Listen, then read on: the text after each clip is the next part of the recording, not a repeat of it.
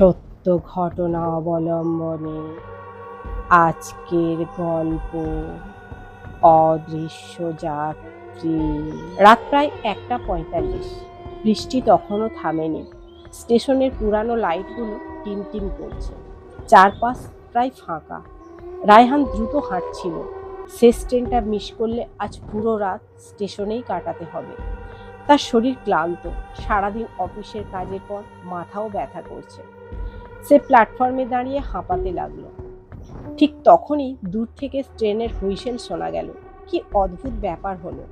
ঘোষণায় কোনো ট্রেনের নাম আসেনি, ডিজিটাল বোর্ডও ফাঁকা।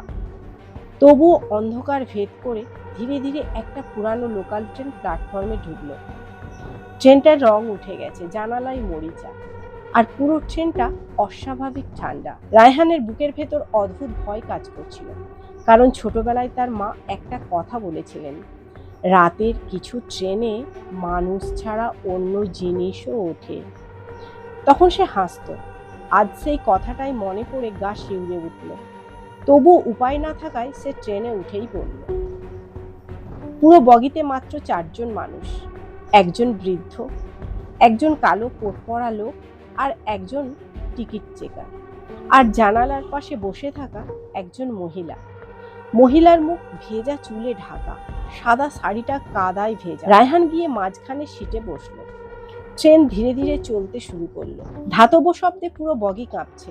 কিছুক্ষণ পর রায়হানের চোখ পড়ল দরজার পাশের আয়নায়, আর তখনই তার বুকের ভেতরটা ঠান্ডা হয়ে গেল, কারণ আয়নায় বৃদ্ধ দেখা যাচ্ছে, কোট পরা লোকটাও দেখা যাচ্ছে, কিন্তু সেই মহিলার কোনো প্রতিচ্ছবি নেই।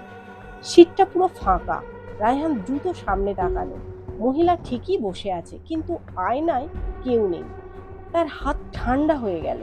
সে নিজেকে বোঝাতে লাগলো, এটা হয়তো আলো ছায়ার ভুল। ঠিক তখনই মহিলা ধীরে ধীরে মাথা তুলল আর ফিসফিস করে বলল, আপনি কি আমাকে দেখতে পাচ্ছেন?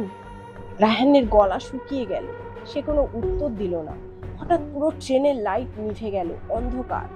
পুরো বগি ডুবে গেল ভয়ঙ্কর নীরবতায়। তারপর টক টক টক, কেউ যেন ধীরে ধীরে মেঝেতে নখ ঘষছে। রায়হান কাঁপতে কাঁপতে মোবাইলের ফ্ল্যাশ জ্বালালো, আর তখন সে দেখলো মহিলাটা সিটে নেই, কিন্তু মেঝেতে ভেজা পায়ের ছাপ, আর সেই ছাপগুলো ধীরে ধীরে তার দিকেই এগিয়ে আসছে। হঠাৎ ট্রেনটা জোরে ব্রেক করলো। পুরো বগি কেঁপে উঠল। দরজা খুলে গেল। বাইরে কোনো স্টেশন নেই, শুধু ঘন কুয়াশা, আর সেই কুয়াশার মধ্যে কয়েকটা মানুষের ছায়া দাঁড়িয়ে আছে। তারা নড়ছে না, শুধু ট্রেনের ভেতরে তাকিয়ে আছে। ঠিক তখন বৃদ্ধ লোকটা ধীরে ধীরে বলল, ওদের দিকে তাকাবেন না। রায়হান কাঁপা গলায় বলল, কারা ওরা? বৃদ্ধ ফিসফিস করে বলল, ওরা যাত্রী না। ঠিক তখনই ছায়াগুলো একসাথে নড়তে শুরু করলো। ধীরে ধীরে তারা ট্রেনের দিকে হাঁটছে, কিন্তু কোনো শব্দ নেই। একজনের মুখ নেই, একজনের চোখ ফাঁকা, আর একজনের শরীর অর্ধেক। রায়হান আতঙ্কে পিছিয়ে গেল। ট্রেনের স্পিকারে ঘোষণা ভেসে এলো, পরবর্তী স্টেশন মৃত্যুঘাট। রায়হানের বুক ধক করে উঠল, কারণ এই রুটে এমন কোনো স্টেশন নেই। ঠিক তখন সেই মহিলা আবার দেখা দিল। এবার সে রায়হানের একদম পিছনে। তার ঠান্ডা নিঃশ্বাস রায়হানের কানে লাগলো। সে ফিসফিস করে বলল, আপনি এখনো বেঁচে আছেন? মানে? মহিলা ধীরে ধীরে হাসলো, তার ঠোঁট চিরে যেতে লাগলো। এই ট্রেনে যারা ওঠে তারা সবাই বাড়ি ফেরে না। হঠাৎ ছাদের উপর ভারী শব্দ শোনা গেল, ধুপ ধুপ ধুপ, মনে হচ্ছে কেউ হাঁটছে।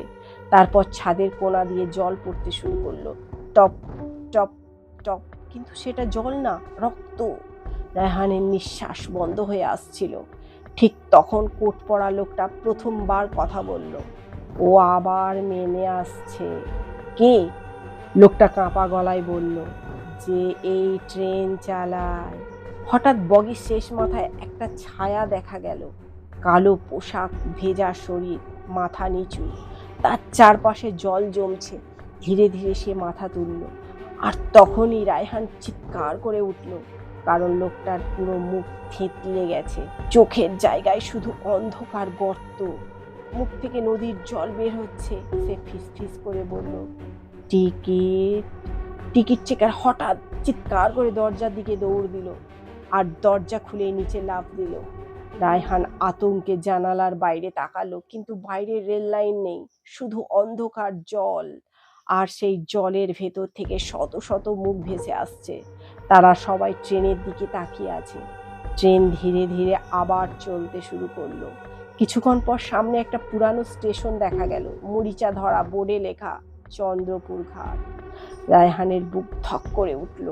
এই নামটা সে আগে শুনেছে। তার মা মারা যাওয়ার আগে একবার এই স্টেশনের কথা বলেছিলেন। তিনি বলেছিলেন, কখনো যাস না। হঠাৎ ট্রেনের দরজা নিজে থেকেই খুলে গেল। বাইরে ঘন কুয়াশা, আর সেই কুয়াশার মধ্যে অনেক মানুষ দাঁড়িয়ে আছে। তাদের মুখ দেখা যাচ্ছে না, কিন্তু তারা সবাই ট্রেনের দিকে তাকিয়ে একসাথে। ঠিক তখন মহিলা আবার বলল, আজ ওরা নতুন কাউকে নিয়ে যাবে। রায়হানের বুক কেঁপে উঠল। কাকে? মহিলা ধীরে ধীরে তার দিকে তাকালো, আর তখনই রায়হান জমে গেল, কারণ এবার সে মহিলার মুখ পুরো দেখতে পেল। আর সেই মুখটা ছিল তার নিজের মায়ের মুখ। 5 বছর আগে ট্রেন দুর্ঘটনায় মারা গিয়েছিল। রায়হানের নিঃশ্বাস বন্ধ হয়ে আসছিল। মা! মহিলা ধীরে ধীরে হাসলো, কিন্তু সে হাসি ভয়ঙ্কর। তার চোখ পুরো কালো, ঠোঁট চেরা। তুই কেন আবার এই ট্রেনে উঠলি? তখন পুরো ট্রেনের ভেতরে একসাথে শত মানুষের কান্না ভেসে উঠলো। লাইটগুলো টিমটিম করতে লাগলো, আর সব জানালায় একই মুখ দেখা যেতে লাগলো। ভেজা মুখ, ফ্যাকাশে চোখ, মৃত মানুষ। তারা সবাই একসাথে বলছে, নেমে আয়, নেমে আয়, নেমে আয়। রায়হান চিৎকার করে উঠে দাঁড়ালো। সে দরজার দিকে দৌড় দিল, কিন্তু ট্রেনের ভেতরটা বদলে যেতে শুরু করলো। সিটগুলো মরিচা ধরা, মেঝেতে জল, চারপাশে রক্ত, আর পুরো বগিতে এখন শত শত মানুষ দাঁড়িয়ে আছে। সবাই ভেজা, সবাই ফ্যাকাশে, সবাই তার দিকে তাকিয়ে। হঠাৎ বৃদ্ধ লোকটা ধীরে ধীরে বলল, আজ ট্রেন নতুন যাত্রী পেয়েছে। তারপর বৃদ্ধের মাথাটা ধীরে ধীরে ঘুরে গেল 180 ডিগ্রি। রায়হান আতঙ্কে পিছিয়ে গেল। ঠিক তখন ট্রেন ভয়ঙ্করভাবে কেঁপে উঠল। স্পিকারে ঘোষণা ভেসে এলো, শেষ স্টেশন। দরজা ধীরে ধীরে খুলল। বাইরে কবর, শুধু কবর। ঘন কুয়াশার মধ্যে সারি সারি কবর, আর সেই কবরের পাশে দাঁড়িয়ে আছে মানুষগুলো।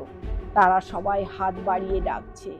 রায়হান কাঁদতে কাঁদতে পিছিয়ে গেল। ঠিক তখন তার কাঁধে একটা ঠান্ডা হাত পড়ল।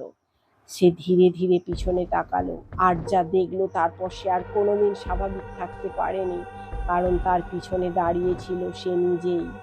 একই মুখ, একই জামা, কিন্তু পুরো ভেজা, ফ্যাকাশে। তার চোখ দুটো কালো। নিজের সেই বিকৃত রূপটা ধীরে ধীরে হাসলো আর বলল, তুই তো সেদিনই মারা গিয়েছিলি। রায়হানের মাথা ঝিমঝিম করতে লাগলো। হঠাৎ তার মনে পড়তে শুরু করলো সেই রাত 5 বছর আগে। সে আর তার মা ট্রেনে ছিল। দুর্ঘটনার সময় সে জলে পড়ে গিয়েছিল। তার মা তাকে বাঁচাতে গিয়ে মারা যান, কিন্তু সে নিজেও বাঁচেনি। সেই রাত থেকেই সেই ট্রেনের এক অদৃশ্য যাত্রী, শুধু তার আত্মা এখনো বুঝতে পারেনি। ঠিক তখন পুরো ট্রেন অন্ধকারে ডুবে গেল, আর একসাথে শত মানুষের ভয়ঙ্কর হাসি ভেসে উঠল। সেই রাতের পর মাঝে মাঝে শেষ রাতের ট্রেনে একজন যুবককে দেখা যায়। সে চুপচাপ জানালার পাশে বসে থাকে। তার কোনো প্রতিচ্ছবি নেই। এইরকমই গা ছমছমে ভৌতিক গল্প শুনতে চাইলে ছায়া কণ্ঠ চ্যানেলটিকে সাবস্ক্রাইব করে পাশে থেকো, কারণ পরের গল্পটা আরো ভয়ঙ্কর।